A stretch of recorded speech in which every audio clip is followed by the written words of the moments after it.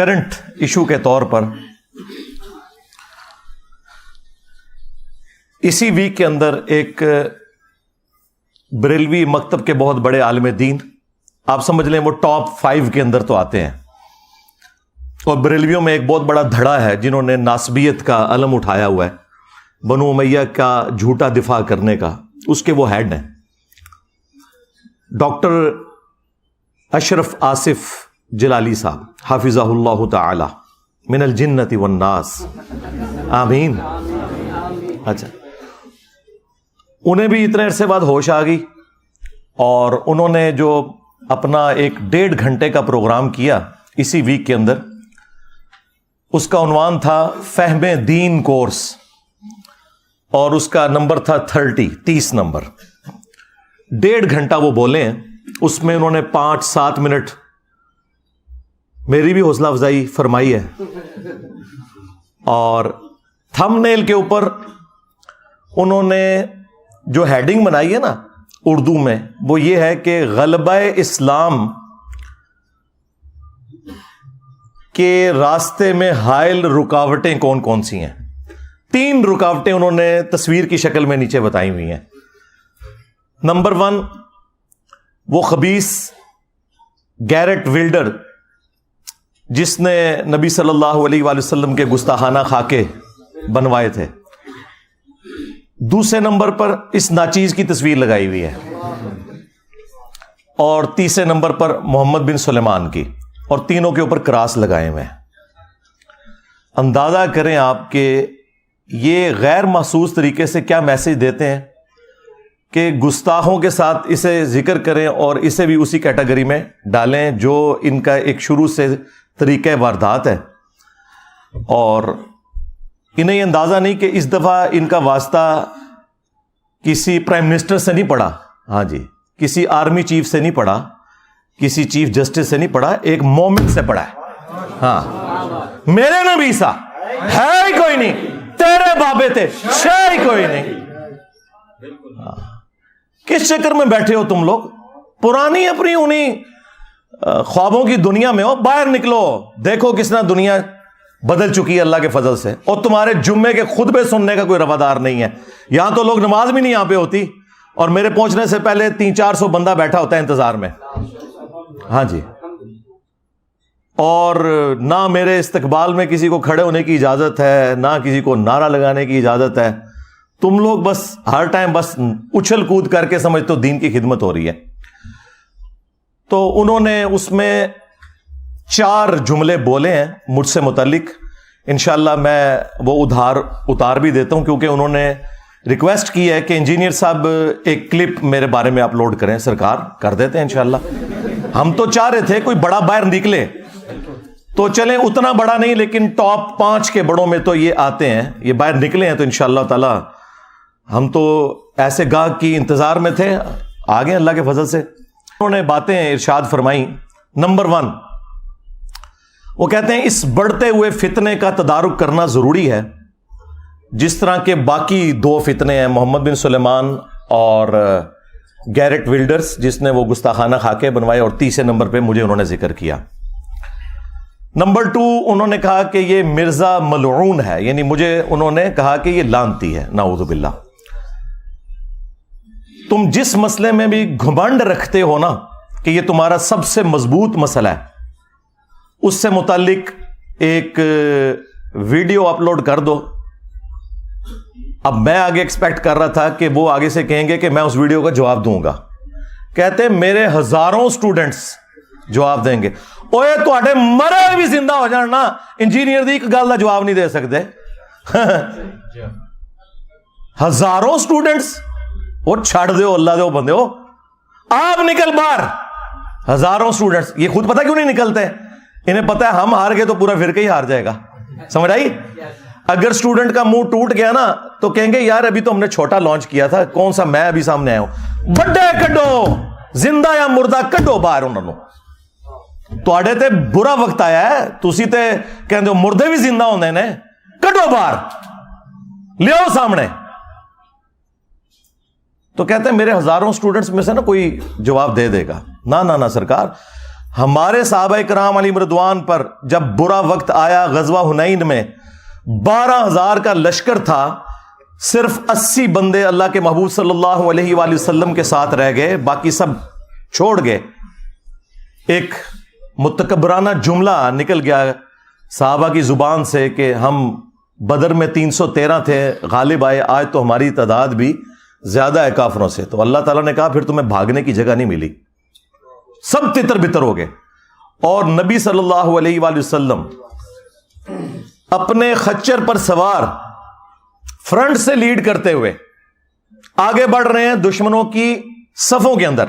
انا النبی لا کذب انا ابن عبد المطلب، میں نبی ہوں، اس میں کوئی شک نہیں، میں عبد المطلب کا بیٹا ہوں۔ یہاں پتا چلتا ہے کہ لیڈر ہوتا ہے۔ ہاں،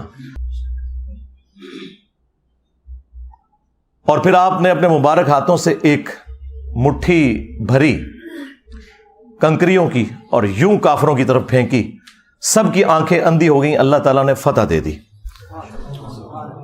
اب اللہ کے محبوب علیہ السلام تو فرنٹ سے لیڈ کر رہے ہیں، تم کہہ رہے ہو ہمارے ہزاروں سٹوڈنٹس، جبکہ تم یہ سمجھ رہے ہو کہ 14 صدیوں میں اتنا بڑا فتنہ کوئی نہیں آیا، تو بڑوں کو نکالو، ہاں لگواؤ ہوا انہیں، چھوٹے چھوڑو، یہ کس دن کام آنے ہیں بڑے؟ ٹھیک ہے، تمہارا دعویٰ ہے کہ میں نے ایک فرقہ لانچ کیا ہے بقول تمہارے، تو پھر اس فرقے کا بڑا تو میں ہوا نا، تو اپنے بڑے نکالو نا۔ یہ الگ بات ہے کہ نہ ہماری کوئی چندہ بک، نہ ہماری کوئی مسجد، نہ کوئی مدرسہ، نمازیں تمہارے پیچھے پڑھیں، چندے تمہیں دیں جو تمہاری زندگی موت کا مسئلہ ہے، پھر بھی وہ جھوٹا الزام، اس گندگی کا الزام جو تمہارے بڑوں نے ڈالی ہمارے اوپر لگاتے ہو کہ ہم نے فرقہ لانچ کیا ہوا ہے۔ اور بھائی فرقے جب لانچ ہوتے ہیں تو وہ کہتے ہیں ہم مسلمان باقی سارے کافر، اور میں یہ کہتا ہوں تم سب مسلمان ہو، مجھے فرقہ کہہ رہے ہو۔ فرقے کہتے ہیں کہ چندہ نہیں دوسروں کو دینا، میں تو کہتا ہوں کہ ہم نے کوئی چندہ بک بنائی نہیں، ہم چندہ بھی تمہیں دیتے ہیں، چلو۔ فرقے کہتے ہیں جی مسجد لادہ سے بناؤ، اسلام آباد میرا دوسرا شہر ہے، کتے کی طرح لڑتے ہیں مولوی اپنی مسجدوں کے لیے، ایک بریلوی بنا لینا سر تک پھاڑتے ہیں دوسرے کے۔ پھر دیوبندیوں کو جب تک مسجد نہ ملے، ان کے منہ میں ہڈی نہ جائے، ان کو سکون نہیں آتا۔ پھر اہل حدیث کے منہ میں بھی ایک ہڈی دینی پڑتی ہے، شیعہ کے منہ میں بھی ایک ہڈی دینی پڑتی ہے، تب جا کے سکون سے بیٹھتے ہیں سیکٹروں میں، کتے کی طرح لڑتے ہیں۔ یہ میں 15-20 سال سے دیکھ رہا ہوں۔ پھر ایک ایک فرقے میں بھی لڑتے ہیں، یعنی اگر بریلویوں کی 2 پارٹیاں آ گئی، وہ ایک دوسرے کے سر پھاڑتے ہیں، FIR کٹتی ہیں۔ تو یہ ساری ہڈیاں ہم نے تمہارے منہ میں پہلے دی ہوئی ہیں، اب ہمیں فرقہ کہہ رہے ہو؟ چلو ٹھیک ہے، for the sake of argument نکالو اپنا بڑا باہر۔ بریلویوں کو شوق ہے نا، نکالو مفتی منیب الرحمان صاحب کو حفظہ اللہ تعالی، میں ان کے قدموں میں بیٹھوں گا، اس کرسی پہ انہیں بٹھاؤں گا۔ صحیح، ہاں جو بندیوں کو بڑا گھمنڈ ہے نا، نکالو مفتی تقی عثمانی صاحب کو، اہل حدیث کو گھمنڈ ہے ساجد میر صاحب کو نکالو، شیعہ کو کوئی ایشو ہے تو ساجد نقوی صاحب کو نکالو، میں ان کے قدموں میں بیٹھوں گا، آئے ہم سے عقیدہ توحید پہ بات کریں، عقیدہ ختم نبوت پہ بات کریں، ان ایشوز کے اوپر بات کریں۔ اور یہ بھی ان کے شوق کی وجہ سے، مجھے کوئی شوق نہیں ہے کہ جن کی ویڈیوز کو 200-250 بندہ نہ دیکھتا ہو، جب تک میری تصویر نہ لگا لیں، ہزاروں میں وہ ویڈیو نہ جائے، میں نے ان کے ساتھ بیٹھ کے کیا کرنا ہے؟ چلو انہیں شوق ہے نا کہ جی وہ انجینئر صاحب کو ہمارے ساتھ بٹھا دیں، جی بیٹھ جاتے ہیں۔ کوئی بھی تیار نہیں ہوگا ان کے بڑوں میں سے، اور یہ بھی کہہ رہا ہے کہ جی میرے شاگرد جواب دیں گے۔ تو آپ جواب دے، شاگرد جواب دیں گے؟ اللہ دے بندے ہو تسی رل کے نہ جواب دے سکتے؟ او میں تیری فرمائش پوری کر لگا انشاءاللہ، رکھن لگا شاید جیدہ تو جواب دینا ہے، اور ٹائم قیامت تک کی، ہاں کوئی چیلنج نہیں ہے۔ میں نے ایک ہفتہ نہیں گزرنے دیا، میں نے چونکہ اتوار کو ہی بولنا ہوتا ہے نا، تو پہلی اتوار یہی آئی ہے، تو میں نے ادھار نہیں رکھا اگلی اتوار تک، میں وہ کلپ آپ کی فرمائش کے اوپر ڈاکٹر صاحب بنانے لگا ہوں، اور آپ کی آنے والی نسلوں میں بھی کوئی جواب دے دے، علمی جواب، ایویں نہیں کہ جواب اپلوڈ ہو گیا، ہاں تسی جواب اپلوڈ کر دے ہو، ٹھیک ہے، جلوس کٹ دے ہو، رون دے ہو، پٹ دے ہو، ساڑی جگہ کٹ پہ گئی ہے۔ اتنے سکون سے میں بیٹھا ہوتا تھا یار 200-250 بندوں کو لے کے، انہوں نے بیٹھے بٹھائے کتنی بڑی مصیبت میرے لیے کھڑی کر دی ہے، کیونکہ ہمارا تو زیادہ تر سوشل میڈیا کے اوپر کام ہے، تو میری تو خواہش نہیں ہوتی ہے کہ یہاں پہ کوئی بہت زیادہ جھمگٹا لگے، سوائے اس کے کہ ایک بار ضرور آئیں، آپ زندگی میں ملیں، ملاقات کریں، اور تصویر کھنچائیں اور پھر جا کے دعوت کا کام کریں. ہم نے کون سی کوئی چندہ بک بنائی ہوئی ہے, کوئی پیری مریدی شروع کی ہے, کوئی مزار بنایا ہے؟ بھائی جگہ بھی کرائے کے اوپر ہے بھائی, کوئی مزار نہیں بننا ادھر, بے فکر رہیں آپ. تو یہ سامنے بڑوں کو لے کے آئیں یا خود آئیں, یہ بچوں کو چھوڑیں. تیسری بات انہوں نے کی کہ یہ انجینئر کا فتنہ پلانٹ کیا گیا ہے جس طرح مرزا غلام احمد قادیانی کو پلانٹ کیا گیا تھا. اندازہ کریں اوے بے شرمو, جن کے ابوں نے اشرف علی تھانوی رسول اللہ اور چشتی رسول اللہ اور شبلی رسول اللہ اور معاویہ رسول اللہ پڑھوایا ہوا ہے, ان کی اوقات کے مجھے غلام احمد قادیانی دجال کے ساتھ تم لوگ ملا رہے ہو. بے شرمو, تم لوگوں نے ختم نبوت کے نام کے اوپر چندے بٹورے ہیں, جبکہ تمہارے ابوں نے اپنے انداموں کے کلمے پڑھائے اور تم آج تک چھاپ رہے ہو, اور مجھے کہہ رہے ہو کہ یہ جو ہے وہ غلام احمد قادیانی دجال کی طرح فتنہ پلانٹ ہوا ہے. یہ جناب آپ کے سر کے اوپر اللہ تعالیٰ نے ایک ایسی تلوار لٹکا دی ہے کہ قیامت تک اب بنو امیہ کی چیخیں انشاءاللہ بلند ہوں گی. آپ نے پتہ کیا کرنا ہے, آپ نے ایک بڑی بوتل رکھنی ہے یا دودھ پتی کا ایک کپ رکھنا ہے سائڈ پہ, ایک وڈا چپساں دا پیکٹ, یہ گھر دے بڑے ہوئے چپس, اور انہوں دی ویڈیوز لا کے انہوں دی چیخاں سننیاں نے, انجوائے کرنی ہے, بس اس سے زیادہ کچھ نہیں کرنا. ہاں بس تہاڈا اتنا ہی کام ہے. پھر چوتھی بات انہوں نے کی کہ اس گستاخ کی زبان کو لگام دی جائے.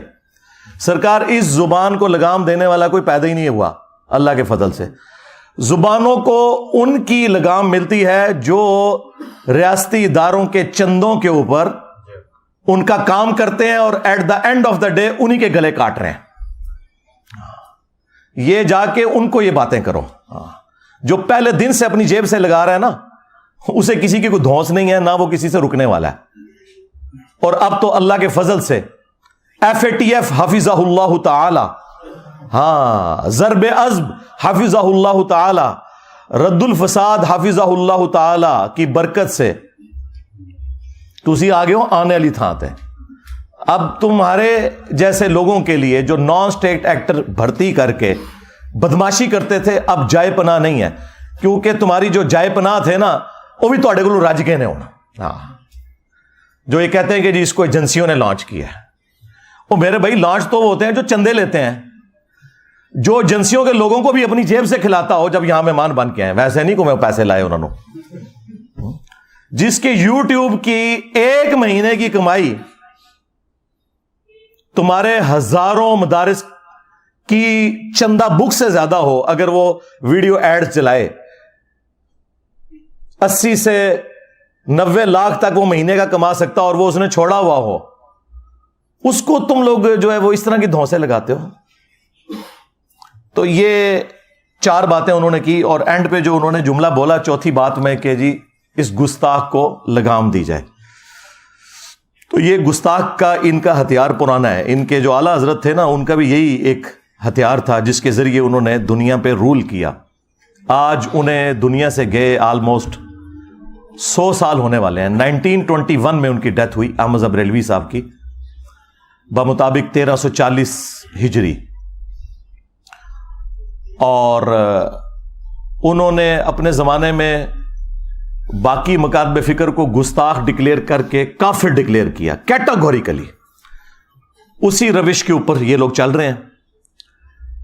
احکام شریعت میں احمد رضا بریلوی صاحب سے سوال ہوا کہ یہ جو وہابی لوگ ہیں, قادیانی, شیعہ, مختلف فرقوں کے نام لکھ کے نا ان سے سوال پوچھا گیا کہ کیا ان کا ذبیحہ حلال ہے اگر یہ اللہ کا نام لے کے کوئی جانور ذبح کریں.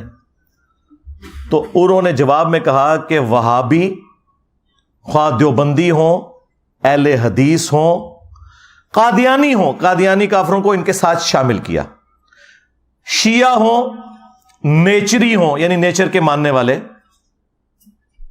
یہ سب کے سب لوگ 1,00,000 دفعہ بھی اللہ کا نام لے کر کوئی جانور ذبح کریں تو ذبیحہ مردار ہی رہے گا, اور یہ سب کے سب مرتد یعنی واجب القتل ہیں, یعنی اسلام سے نکل چکے ہیں, واجب القتل ہیں. البتہ یہود و نصارہ کا ذبیحہ حلال ہے. ہائے میں صدقے منو کہندے یہود و نصارہ دا ایجنٹ, اوئے تہاڈا وڈا باقی سارے فرقے نو یہود و نصارا تو بدتر سمجھدا سی. دسو جنٹ کون ہے؟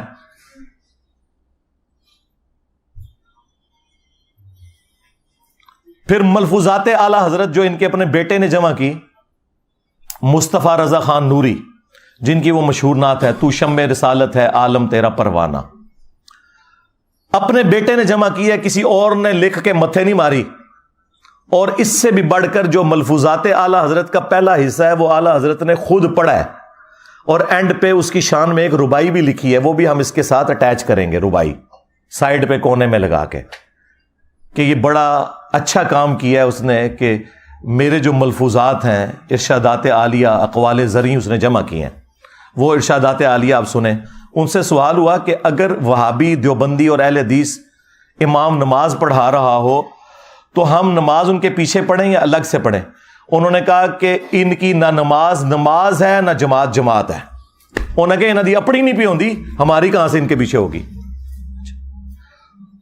دوسرا سوال ان سے ہوا کہ یہ بتائیں کہ وہابیہ کی جو مسجدیں ہیں دیوبند اور اہل حدیث کی، کیونکہ اعلیٰ حضرت ان کو ملا کے کہتے ہیں وہابیہ، یہ جو مساجد ہیں ان مساجد میں ہم نماز پڑھ لیں؟ اب آپ جواب سنیں اور آپ حیران ہو جائیں گے کہ انہوں نے کیا کہا. انہوں نے کہا کہ کفار کی مساجد مثل گھر کے ہے. ہاں، یہ نیو ٹی وی پہ بیٹھ کے مولوی کہہ رہے تھے اسی تک کدے ایک دوئے نو کافر نہیں کیا. نسے دوئے جھوٹے ہو، فراڈیو. دیکھو کیسا ننگا کیتا ہے تو انہوں پوری پاکستانی قوم نو پتا چل گیا. پاکستان کی ہسٹری کا سب سے فیمس پروگرام ہوا ہے وہ. ساروں کی تسلی ہوگی جی انجینئر صاحب بیٹھتے نہیں مولویوں کے ساتھ. دیکھو مولویوں نال میں بیٹھا جے اینی چھوٹی جی دیر وچ میں چگے لاتے جے نہ دے. کفار کی مسجد مثل گھر کے ہے.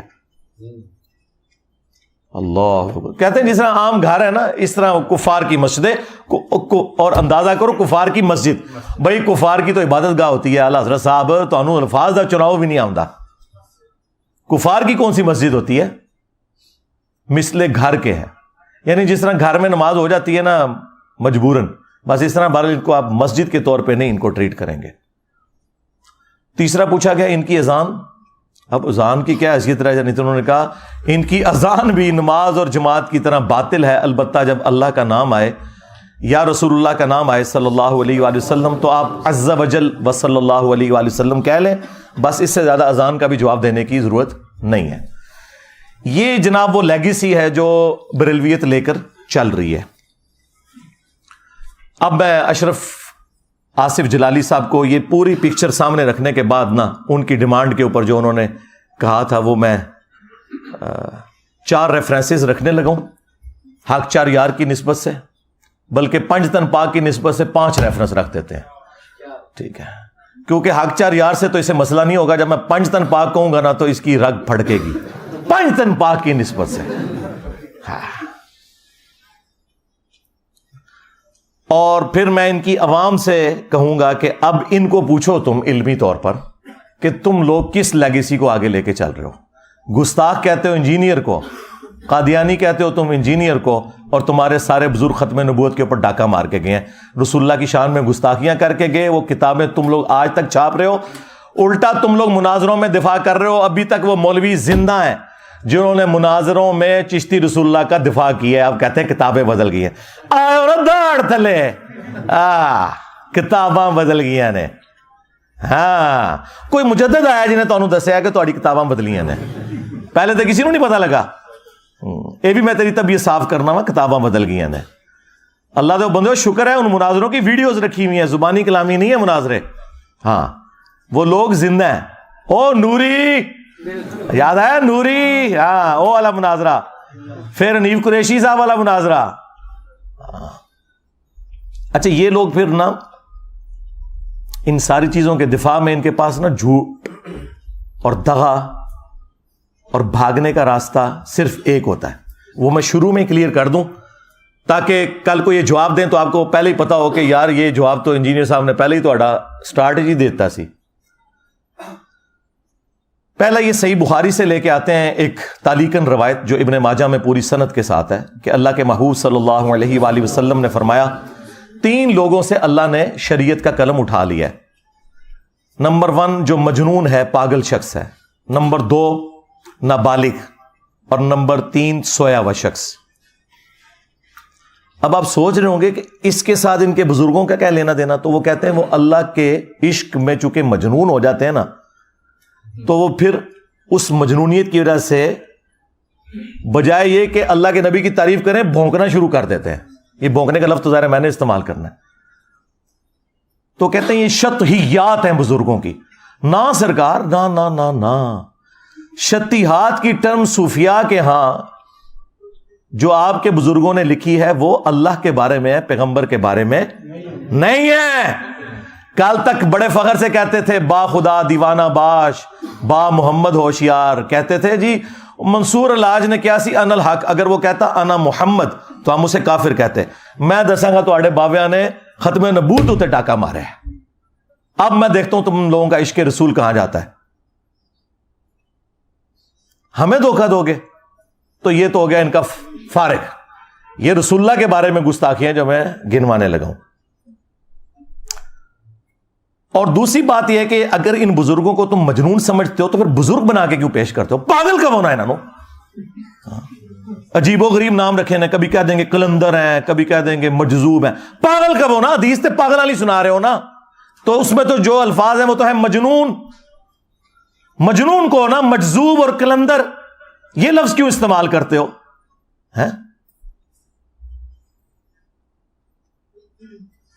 دوسری دلیل یہ صحیح مسلم سے پیش کرتے ہیں. وہ کہتے ہیں دیکھیں اللہ کے نبی علیہ السلام نے توبہ کرنے والے شخص کی مثال بیان کی جو گناہ کرنے کے بعد اللہ کی طرف رجوع لاتا ہے، اور اللہ تعالیٰ کو اس کے اس عمل سے کتنی خوشی ہوتی ہے. کہ ایک شخص تھا اگلے زمانوں میں، یہ تمثیل کے طور پر ہے، اس کا سارا ساز و سامان اس کے اونٹ پہ لدا ہوا تھا. وہ ریگستان میں ایک جگہ رکا، اس کی آنکھ لگ گئی، اچانک اس کا اونٹ غائب ہو گیا. آنکھ کھلی، اونٹ سامنے نہیں تھا. اب وہ اپنی موت کا انتظار کرنا شروع ہو گیا. ظاہر ہے ریگستان میں تو کئی دن تک آپ کے پاس کوئی چیز ہی نہیں ہے، اسی اونٹ کے اوپر آپ کا سامان ہے. اسی میں اسے اونگ آئی. تھوڑی دیر بعد جب آنکھ کھلی تو اس کے سامنے اونٹ واپس تھا. یعنی ایک موت کے بعد دوبارہ اسے زندگی مل گئی. تو خوشی میں اس نے اللہ کا شکر ادا کیا اور اس کی زبان لڑکھڑا گئی. بجائے یہ کہنے کے کہ اے اللہ میں تیرا بندہ تو میرا رب، اس کی زبان سے نکل گیا اے اللہ تو میرا بندہ میں تیرا رب. اچھا آگے الفاظ ہیں وہ پڑھتے ہی نہیں. من شدت الفرح، خوشی کی شدت کی وجہ سے زبان لڑکھڑا گئی. یہ نہیں تھا کہ بیٹا پڑھ چشتی رسول اللہ. دیکھیں کس چیز کو کہاں سے ملاتے ہیں. اور یہ بزرگ بھی دیکھیں خاص حالت میں ہوتے ہیں. پھر میں وہ خادم حسین رضوی صاحب والی بات کروں گا، انہوں ہلکا نہ جانو. ہاں جڑا پونکدا جے نبی تے پونکدا جے. تو تواڈے بزرگ بھی نبی تے پونک کے گئے نے. تو دیکھو جنہ انہوں نے پچھلے 1200 سال پونکیا سی، 12 سال اللہ تعالیٰ نے کیڈی وڈی بلا چھڑ دیتی ہے. ہاں سارا گند صاف ہو گیا جی 12 سال. ہوں صرف میمز بننیاں جی. ہاں ہوں تاری چیخاں لوگ سنتے ہیں ایک وڈی بوتل رکھ کے یا دودھ پتی کا کپ رکھ کے، ہاں تے نال ایک چپساں دا پیکٹ، بس اے تہاڈی ٹوٹل اوقات جے. ہوں اب اس سے وہ نا پلی لیتے تھے کہ وہ دیکھیں وہ اس کی بھی تو زبان لڑکھڑائی ہے اگر ہمارے بزرگوں کی. پھر میں یہ بات کروں گا، یہ پھر بات اللہ کے بارے میں ہے، رسول اللہ کے بارے میں نہیں ہے. میں بریلویت دی دائی ہاں، 31 سال میں بریلوی رہا. میرے تو وڈا کیڑا بریلوی ہے، اج بھی میں بریلوی بن کے باواں تے کوئی وہابی میرا مقابلہ نہیں کر سکتا. ہاں منو دسو گے. ہاں با خدا دیوانہ باش، با محمد ہوشیار. دیوانگی صرف اللہ کے لیے ہے، رسول اللہ کے لیے دیوانگی نہیں چلے گی.